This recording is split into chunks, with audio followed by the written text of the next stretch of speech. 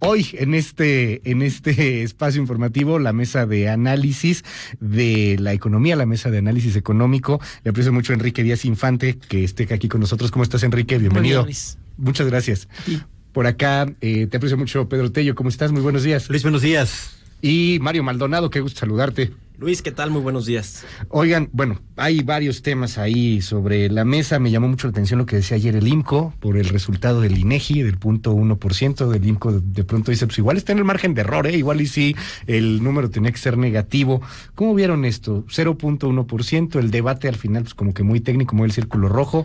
Ya libramos recesión, hoy el Excelsior en la primera lo tiene en mayúsculas, ya la libramos, así como que ya no hay recesión, pero pues así como que festejar 0.1% está muy feo, ¿no? Dinos, Enrique. Mira, Luis, coincido contigo. Yo creo que no hay nada que festejar. Estar metidos en una discusión técnica, si hay margen de error, si es 0.1% de crecimiento, pues la verdad es francamente triste.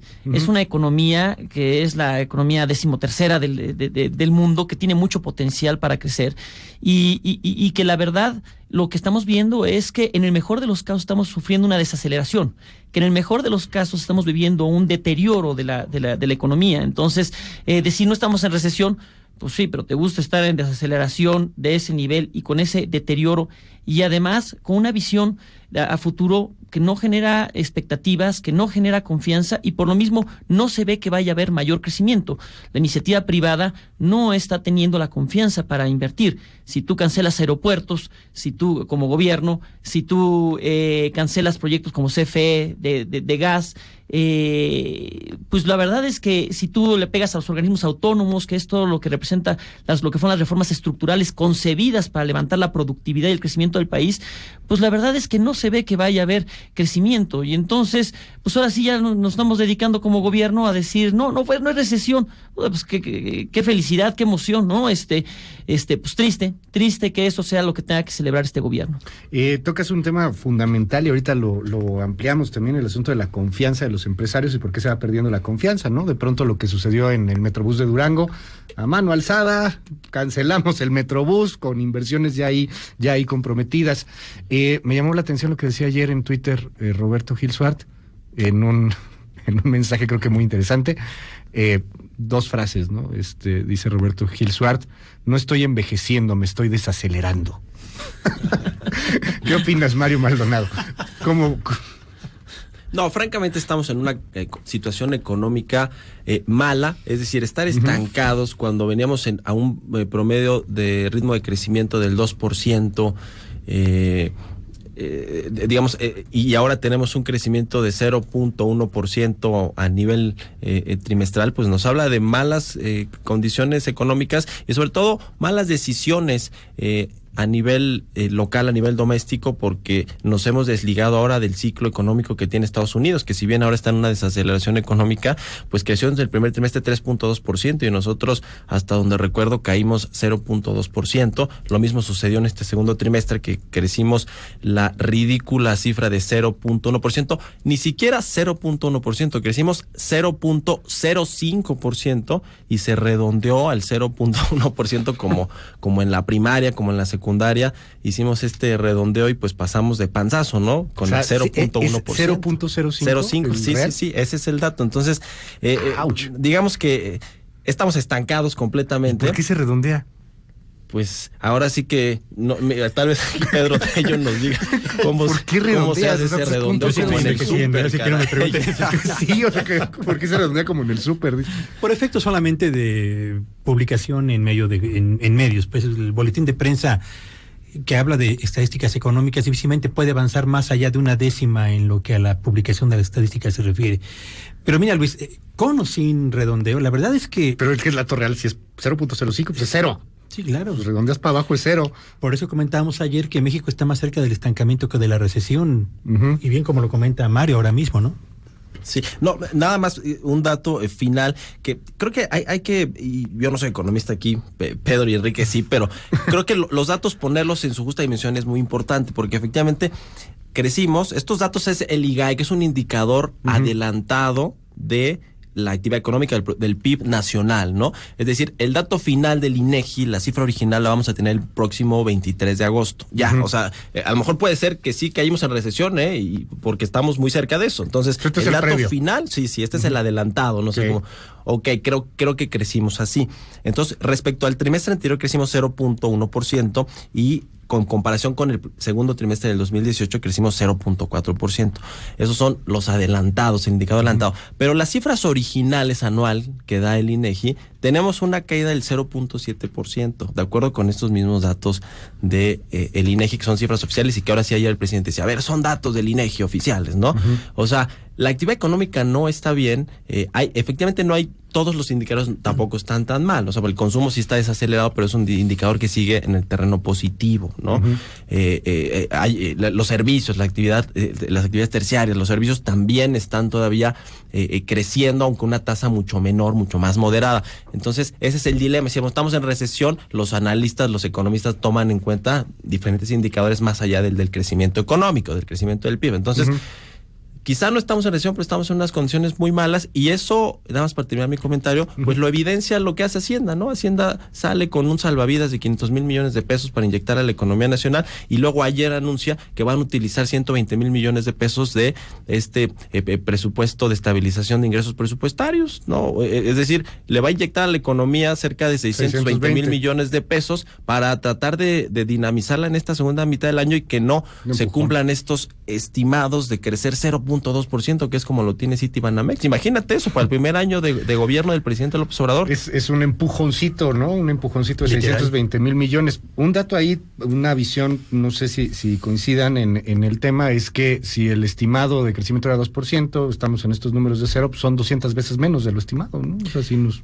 ponemos ahí a hacer este tipo de comparaciones, Pedro. Mira, no es buena noticia para ningún gobierno que inicia gestión, y menos aún para un gobierno, digamos, de centro izquierda como el que encabeza Andrés Manuel López Obrador, llegar con una narrativa siendo candidato del mediocre crecimiento en el que nos dejaron los neoliberales, e iniciar su primer año de gestión con un crecimiento todavía por debajo, muy por debajo del promedio de lo que ellos llaman el periodo neoliberal. Tampoco es muy buena noticia para una sociedad como la mexicana, que sigamos en este juego tan singular de la sociedad al servicio de la economía y no la economía al servicio de la sociedad. Esta es una cuestión que no es un simple juego de palabras.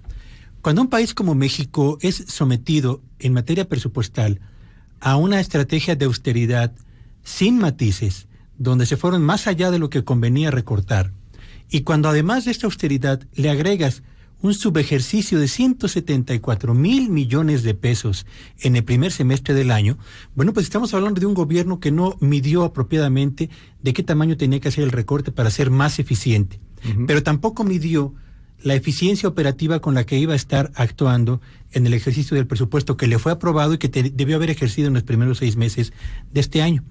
Y cuando tenemos entonces una circunstancia como esta, con un crecimiento como el que ya ha señalado Mario, y una sociedad donde los empresarios, la encuesta que recién acaba de publicar el INEGI nos indica que va para atrás otra vez la confianza de empresarios del sector manufacturero, que retrocedió también la confianza de los empresarios de la industria de la construcción, y que también lo hacen los empresarios del sector comercio. Y si revisamos también las estadísticas de la confianza del consumidor, que también van para atrás, bueno, pues uno termina por entender que en esta circunstancia el empujoncito que acaban de anunciar se queda corto, muy corto, contra la percepción de empresarios y consumidores, contra los rezagos que acumula esta economía y contra las necesidades y exigencias que en el corto plazo tenemos que atender para poder impulsar realmente, 1, el freno de la caída, y 2, el inicio de la recuperación. El asunto que tocabas hace un momento, Enrique Díaz Infante, la confianza, ¿cómo podríamos explicar el tema de la confianza empresarial que se maneja en todos lados? Es que hay falta de confianza, hay incertidumbre, pero de pronto para la audiencia, el público, es así como que, ay, bueno, pues ¿por qué tienen tanta desconfianza? Siempre el país ha estado así, y tienen razón. O sea, de pronto mucha gente nos escribe y nos dice eso, es que, a ver, siempre ha habido una crisis, siempre hemos estado mal, ¿por qué ahora se habla de tanta desconfianza? ¿Será el aeropuerto? ¿Será Dos Bocas? ¿Será lo que pasó en Durango? ¿Será que no hay ninguna certidumbre? ¿Será que Carlos Slim ayer ya de plano le llevó una bolsita con souvenirs de Sumaya al presidente de la República? ¿Cómo se explica esto? Mira, Luis, qué buena pregunta. Yo creo que son varios factores. Yo creo que el primero tiene que ver con lo que nos dijo el Plan Nacional de Desarrollo. No hay visión, no hay rumbo.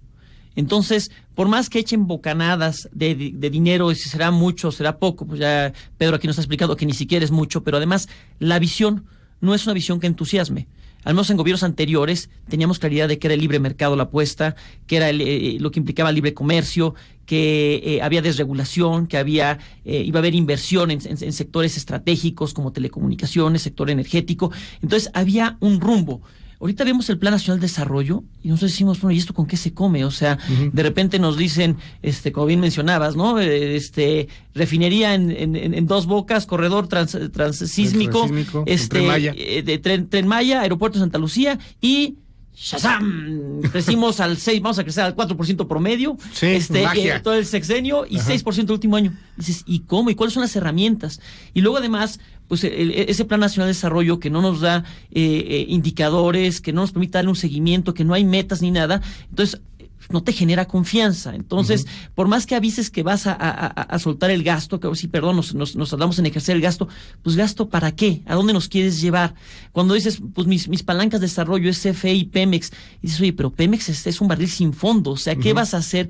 Enséñame tu plan de negocios, y vino ahora el Fondo Monetario Internacional, a ver, necesito revisar ese plan de negocios, o sea, ¿de qué me estás hablando? Entonces, es por eso que no generas confianza, y si además le pegas a todos los organismos autónomos y bajas los sueldos, pues estás destrozando la fortaleza institucional para operar cualquier cosa. Entonces, cuando el público dice, ¿por qué no tienen confianza?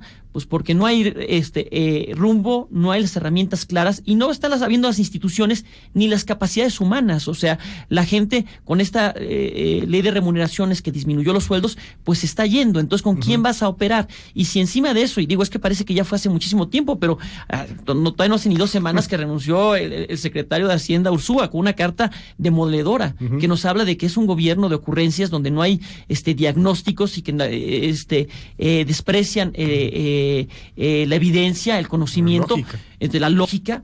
Entonces tú dices, ¿cómo está la toma de decisiones allá adentro? Y entonces luego dice, pero confía en nosotros. No, a ver, señor, eso se llama voluntarismo. Eso es un acto de fe. O sea, pues yo voy a la iglesia los domingos, pero eso no es lo que yo espero de un gobierno. Entonces, pues yo sí quiero un presidente, no un mesías. Y eso es lo que estoy, lamentablemente eso no genera confianza. Sí, lo que se está viendo. ¿Tú qué opinas, Mario? Tienes contacto con muchos empresarios, son tu fuente constante. ¿Qué dicen al respecto? ¿Por qué tener miedo a meterle más lana? O si lo van a hacer, si se van a arriesgar. ¿Qué opinas?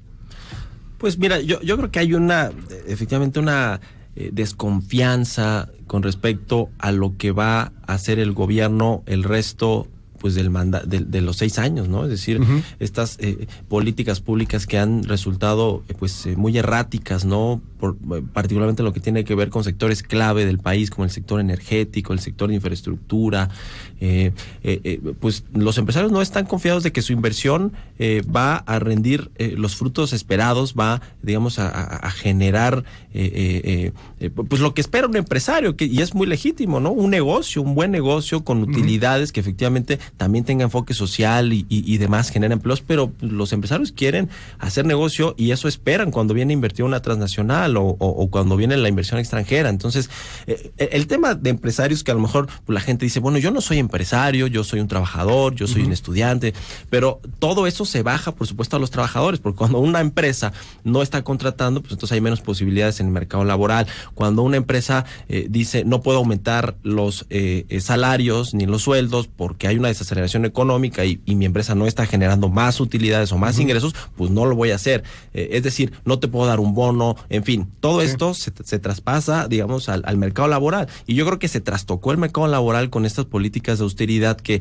sacaron a mucha gente del sector público y que ahora, pues, ha llegado al sector privado. Obviamente hay una mayor oferta y entonces, pues, los salarios al revés, ¿no? O sea, los salarios tienden a bajar, sobre todo los salarios, digamos, de media tabla quizá para arriba, arriba, o no estoy hablando del salario mínimo, que los salarios reales efectivamente sí han crecido, pues porque ha aumentado el salario mínimo en la frontera al doble, y en el país está aumentando a un ritmo anual de 17.5%, es decir, pero sí se ha trastocado todo el mercado laboral, y sí le afecta a la gente esta desaceleración en todos los sentidos, es decir, hay menos oportunidades de empleo. Vimos el dato de mayo de creación de empleos, cayó 40%, de generación de nuevos empleos, ¿no? De junio. La creación de empleos. Entonces, el desempleo más o menos se mantiene cerca del 3.5%.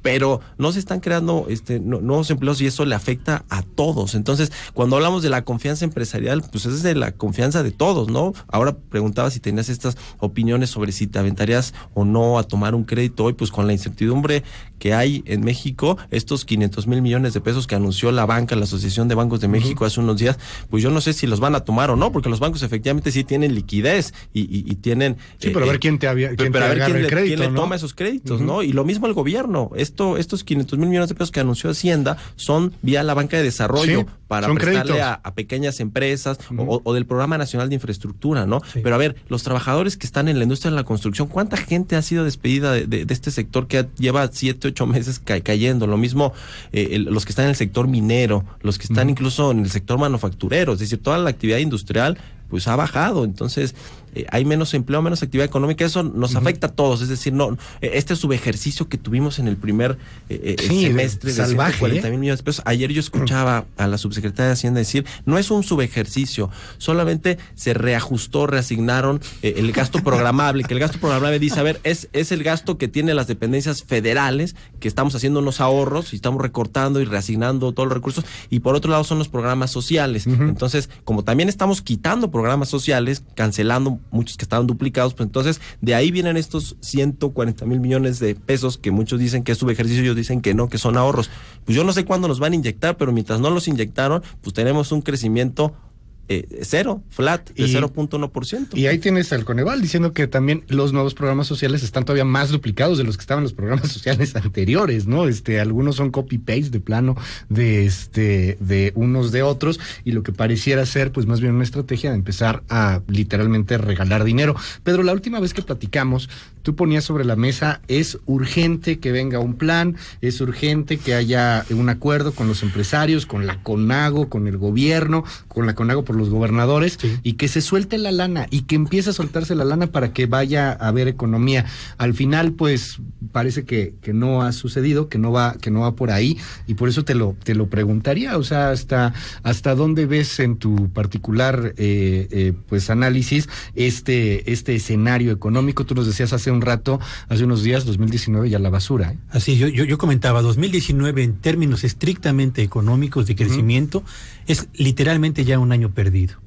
No hay manera de que podamos rescatar ya el 2019 con un impulso a la inversión pública o con un estímulo a la inversión privada. Ya no hay manera de que esto pueda ocurrir, Luis. Entonces, la pregunta es, a ver, este empujoncito, este programa que anunció Hacienda y Comunicaciones y Transportes para inducir el repunte de la actividad económica, ¿es un programa consistente, integral, sólido, con capacidad para dar un buen empujón a la actividad económica nacional? La respuesta es no. Y no, porque está fundamentado a partir de proyectos de infraestructura que son por su naturaleza muy pequeños, 1. 2, por un ambicioso programa de créditos vía Fonacot al consumo, que dependerá fundamentalmente de la capacidad de cuántos gentes lo toman y en qué invierten esos recursos. Y está enganchado pues a un proyecto también de financiamiento vía banca de desarrollo a pequeñas, medianas y microempresas, que va a depender más de la capacidad financiera de cada una de estas para tomar el crédito y para poder reembolsarlo, que de el impulso que esto va a poder generar en términos de demanda agregada. A ver, yo diría dos cosas. ¿Por qué aquel anuncio de 623,000 millones de pesos en inversiones que suscribió el presidente con el Consejo Mexicano de Negocios el pasado 13 de junio no se ha convertido en inversiones reales? ¿Por qué la reestructuración de 3,560 millones de dólares que concretó apenas la semana pasada Hacienda, decreto público para liberar fondos que reduzcan el pago de intereses y de capital a la deuda externa y generen mayores recursos al presupuesto en los próximos años, tampoco está generando un impulso de confianza lo suficientemente robusto?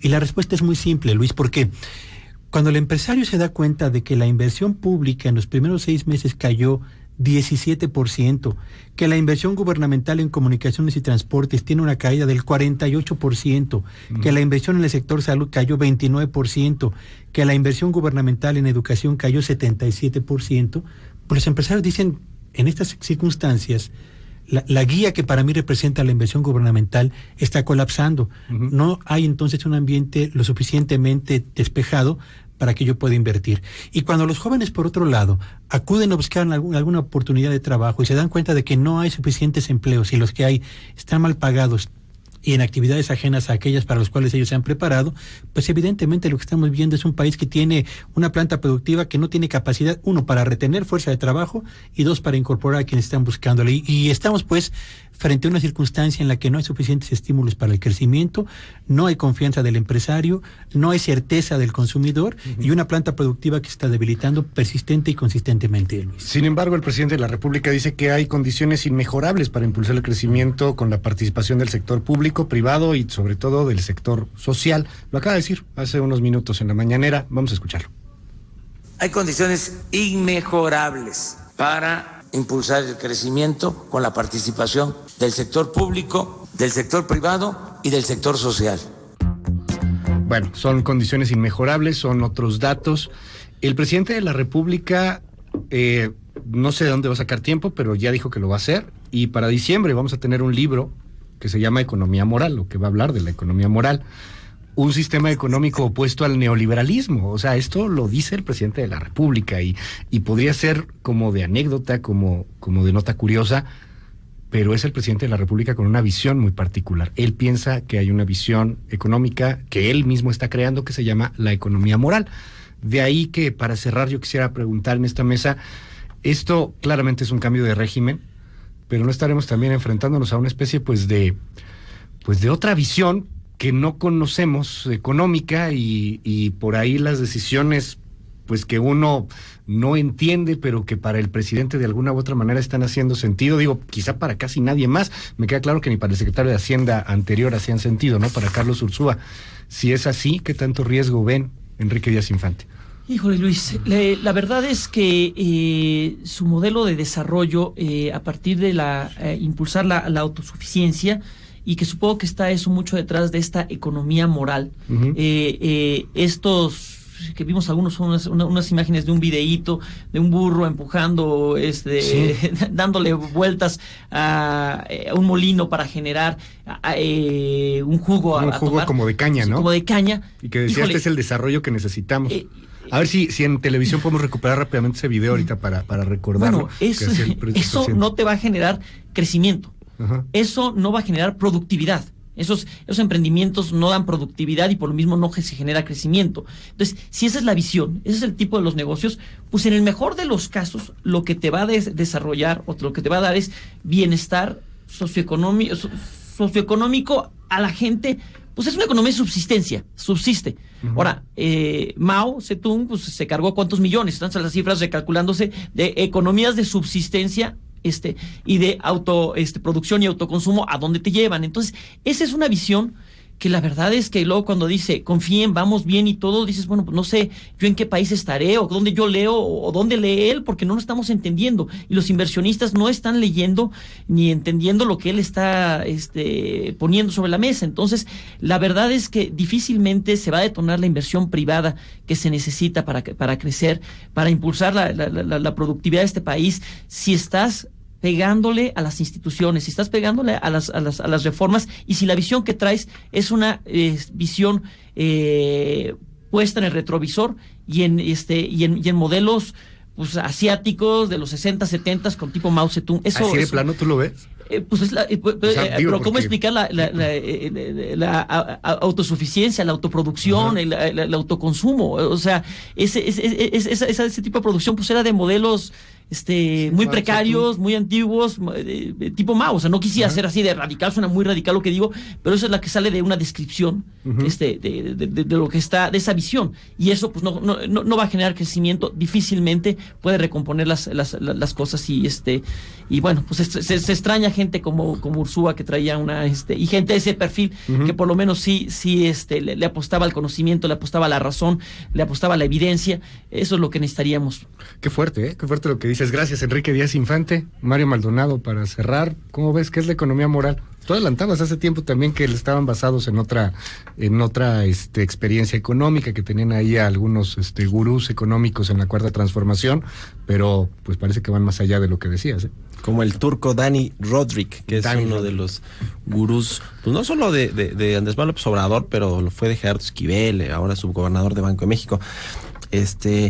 Mira, yo creo que efectivamente el nuevo gobierno apuesta a esta economía social, a la redistribución de la riqueza, del ingreso.